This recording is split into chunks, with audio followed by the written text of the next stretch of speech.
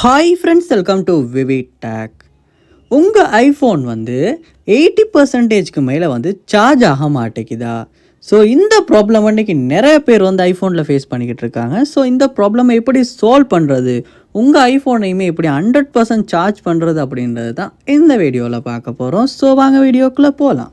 Video கடைசி வரைக்கும் skip பண்ணாமல் பாருங்கள். இதான் நம்ம சேனலுக்கு ஃபர்ஸ்ட் டைம் வந்திருப்பீங்களா இருந்துச்சுன்னா நான் தான் விக்னேஷ். மறக்காம நம்ம சேனலை சப்ஸ்கிரைப் பண்ணிட்டு அப்படியே பார்த்துல பெல் ஐக்கனையும் கிளிக் பண்ணுங்கள். அதாவது உங்கள் ஐஃபோனை நீங்கள் சார்ஜ் போட்டதுக்கு அப்புறமா உங்கள் ஃபோன் சார்ஜ் ஆகிட்டு 80%க்கு மேலே எவ்வளோ தான் ப்ளக் பண்ணி வச்சுருந்தாலுமே சார்ஜ் ஆக மாட்டேங்குது. ஸோ இந்த இஷ்யூவை சால்வ் பண்ணணுன்னா ஃபர்ஸ்ட் ஸ்டெப்பாக நீங்கள் செட்டிங்ஸ் உள்ள போங்க.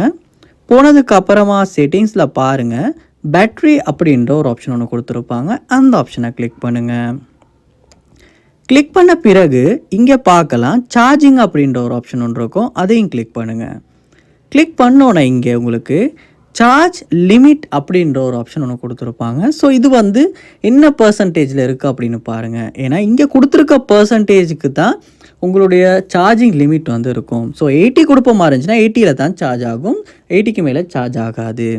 ஸோ இந்த ஆப்ஷனை நீங்கள் 100% அப்படின்னு கொடுப்பீங்களா இருந்துச்சுன்னா கண்டிப்பாக உங்கள் ஃபோன் அதுக்கப்புறமா 100% சார்ஜ் ஆகும். ஸோ நீங்கள் இந்த ஆப்ஷனை சேஞ்ச் பண்ணிவிட்டு ப்ளக் பண்ணதுக்கப்புறமா செக் பண்ணி பாருங்கள், கண்டிப்பாக 100% சார்ஜ் ஆகும். ஸோ இப்படி தான் ஐஃபோன் 100% சார்ஜ் ஆகாமல் 80%லேயே இருக்குமா இருந்துச்சுன்னா அது எப்படி 100%ல் சேஞ்ச் பண்ணுறது அப்படின்றது. ஸோ இந்த வீடியோ உங்களுக்கு ரொம்பவே யூஸ்ஃபுல்லாக இருந்திருக்கும். உங்கள் ஐஃபோன் யூஸ் பண்ணுற ஃப்ரெண்ட்ஸுக்கும் ஷேர் பண்ணுங்கள். இது போல் நிறைய வீடியோ பார்க்கணுன்னா கண்டிப்பாக நம்ம சேனலை சப்ஸ்கிரைப் பண்ணுங்கள். அப்படியே பார்த்துல பெல் ஐக்கனையும் கிளிக் பண்ணுங்கள். தேங்க்யூ.